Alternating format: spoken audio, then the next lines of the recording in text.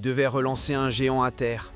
Aujourd'hui, ils ont rallumé l'incendie. En une seule fenêtre estivale, Manchester United a reconstruit son attaque. Et quelques mois plus tard, cette ligne offensive est devenue le moteur brut d'une renaissance que personne n'avait anticipée. Mais soyons honnêtes, qui y croyait vraiment? Après une 15e place presque humiliante, beaucoup parlaient d'un pansement sur une fracture ouverte. Trop de nouveaux visages, pas assez de certitude. Sur le papier, ça sonnait comme une promesse. Dans la réalité, ça ressemblait à un pari risqué. Et pourtant, match après match, quelque chose a changé. Les courses sont plus tranchantes, les enchaînements plus instinctifs, les buts ne sont plus des accidents. Ils sont devenus une habitude. Cette attaque ne cherche plus à exister. Elle impose. Les cycles dans le football ne préviennent pas, ils basculent. Et United, après des années d'errance, a enfin trouvé ce point de rupture où le chaos se transforme en structure, où le talent devient système. Ce que tu vois ici, ce n'est pas juste une amélioration, c'est le blueprint d'une résurrection. Une leçon sur comment une attaque peut redéfinir l'identité d'un club entier. Et peut-être, très bientôt, redéfinir l'ordre établi. Cunha. Into the penalty area. Cunha scores for Manchester United. Mbeumo. Takes a touch, scores for Manchester United. Pressure tells. La pression monte. Picks up Benjamin Sesko. Si la refonte de l'attaque de United a révélé une chose, c'est que le club était fermement convaincu que sa campagne désastreuse de l'an dernier découlait d'un manque de puissance offensive. Le nouveau potentiel offensif était flagrant pour tous. Cunha sortait de sa saison la plus prolifique avec 17 buts et 6 passes décisives pour Wolves. Soignant ses statistiques au sein d'une équipe menacée de relégation, rien de moins. Mbeumo avait marqué 20 buts en Première Ligue pour Brentford la saison dernière.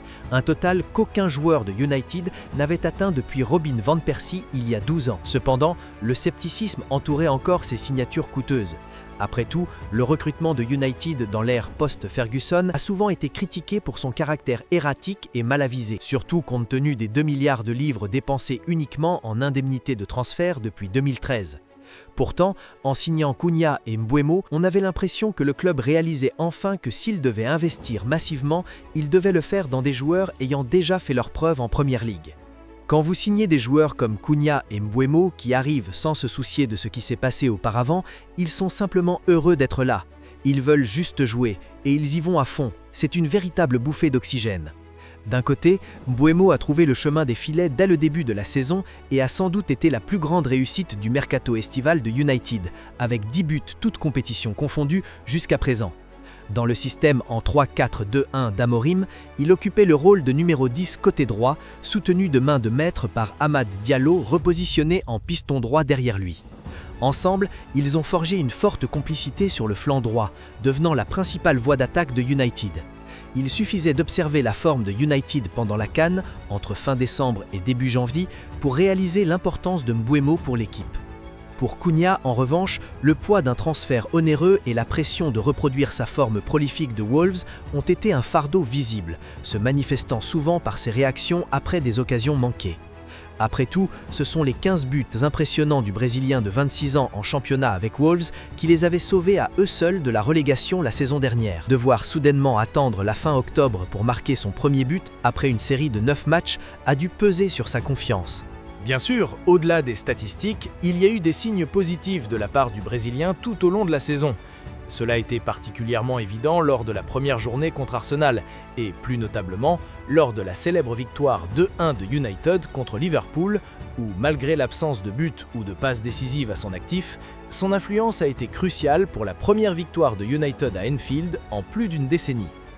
Mais aujourd'hui, avec 4 buts et une passe décisive lors de ses 9 derniers matchs, le joueur de 26 ans commence à afficher la forme sur laquelle son équipe peut compter pour marquer et faire marquer. En passage, si vous appréciez la vidéo jusqu'ici, nous vous serions incroyablement reconnaissants de vous abonner. Votre soutien nous aide à grandir et à continuer de créer le contenu que vous aimez. En tant que numéro 1 dans le système 3-4-2-1 d'Amorim, ils ont insufflé une nouvelle vie aux attaques de transition de United en étant capables de mieux protéger la possession dans le dernier tiers et d'éviter les touches de balles lourdes et les passes imprécises qui empoisonnaient autrefois le rythme offensif du club. Leur approche basée sur la protection du ballon a également donné à l'équipe le temps de monter et de mieux se positionner pour obtenir des fautes et des coups francs, plutôt que de se faire bousculer physiquement comme c'était souvent le cas avec Højlund la saison dernière. Nous avons des joueurs différents, plus adaptés à ce type de style, mais c'est une grande différence.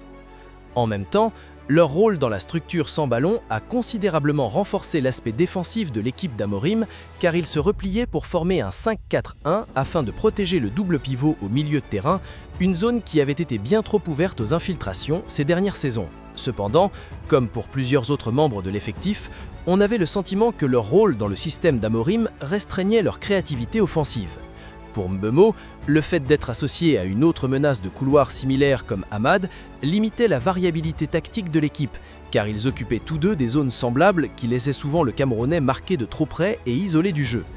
Et bien que Cunha ait plus d'affinité avec ce système, ayant joué comme numéro 10 gauche dans une formation identique sous Vitor Pereira à Wolves, le manque de progression de balle sur le côté gauche de United l'obligeait souvent à entamer ses courses depuis sa propre moitié de terrain.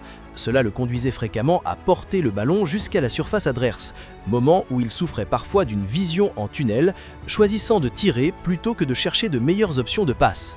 Mais avec le retour de United à un 4-2-3-1 sous Carrick, Cunha et Mbeumo ont été véritablement libérés. Moins d'exigences tactiques pèsent sur eux et ils bénéficient d'une plus grande liberté individuelle pour se fier à leur instinct, une qualité footballistique qui ne s'enseigne pas. Parmi les deux, Mbeumo probablement prétendre avoir eu le plus grand impact sur l'ensemble de la saison.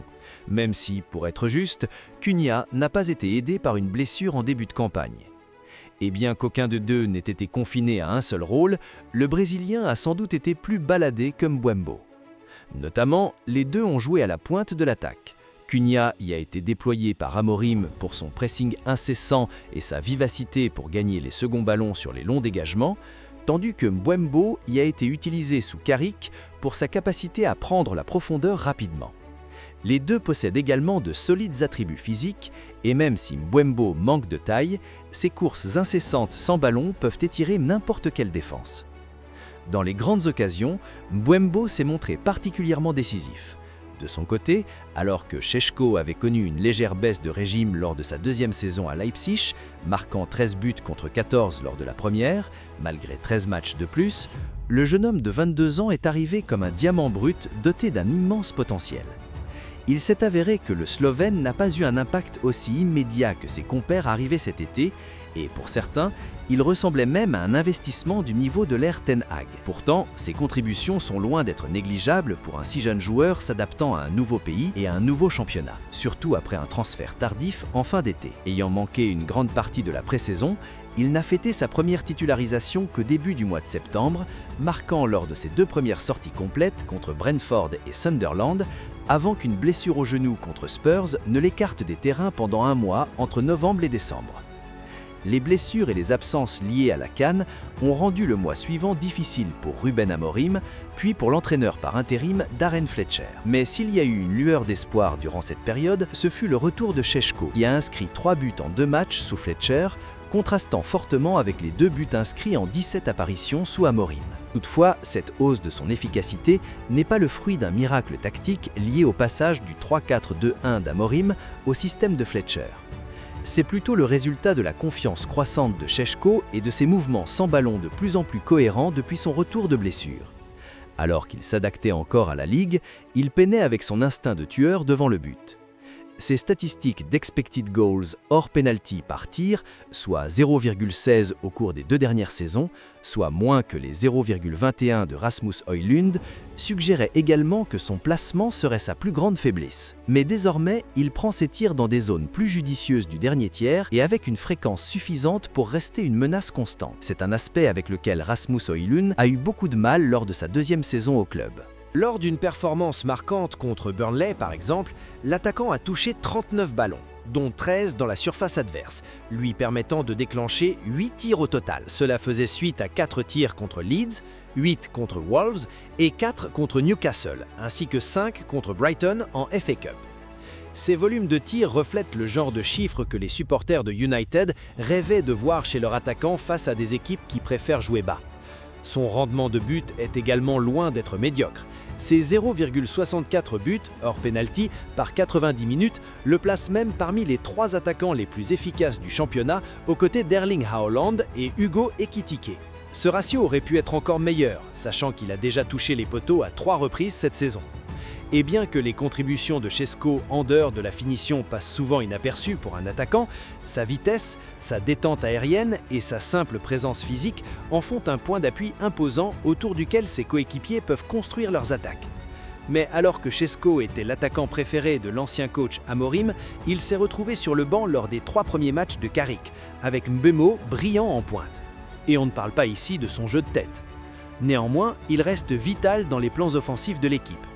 Peut-être que l'idée d'un Šeško en difficulté vient de son irrégularité ou du fait qu'il n'avait pas encore marqué de but emblématique. Jusqu'à ce but vainqueur à la dernière minute contre Fulham, devant le Stretford End, qui a donné des frissons à tout le stade, puis à nouveau lorsqu'il a conclu un contre fulgurant pour arracher la victoire contre Everton, et encore une fois lorsqu'il a inscrit de la tête le but de la victoire contre Crystal Palace. Malgré son statut de remplaçant lors des 6 des 7 premiers matchs de Carrick, il a tout de même eu un impact décisif dans 5 d'entre eux, marquant 3 buts vainqueurs et 1 but égalisateur, ce qui a rapporté à lui seul 10 points cruciaux à son équipe. Encore une fois, il a été fantastique. Quel revirement de situation, n'est-ce pas? Je veux dire, il n'avait marqué que 2 fois sous Ruben Amorim. Depuis son départ, il a fait 7 apparitions et marqué 6 buts. Benjamin Šeško. United espérait bien sûr que Højlund devienne le point focal de leur attaque après avoir investi 62 millions de livres sur lui il y a 2 ans. Cependant, il n'a pas réussi à confirmer une première saison relativement prometteuse, ne marquant que 4 buts en championnat la saison dernière, malgré un XG de 5,2. Šeško, en revanche, a non seulement déjà pulvérisé le total du Danois de l'an dernier, avec 9 buts jusqu'à présent, mais il dépasse également son propre XG de 0,74. Certes, les problèmes de United étaient plus profonds qu'un simple attaquant en méforme, et il est encore trop tôt pour déclarer Šeško comme une amélioration garantie. Mais son mélange de vitesse, de taille, de technique et de physique en font un avant-centre beaucoup plus complet, capable d'influencer le jeu de diverses manières.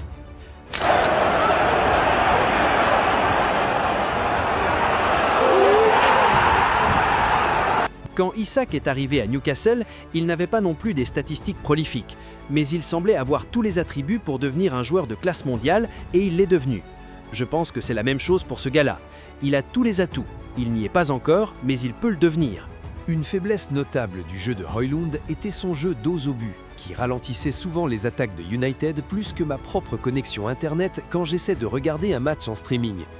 Comparez cela à Šeško, qui en plus de marquer le but de la victoire contre Everton, a couronné ses progrès à l'entraînement par une solide prestation dans la conservation du ballon, réussissant 100% de ses passes et ne perdant la possession que 2 fois lors d'une entrée de 32 minutes.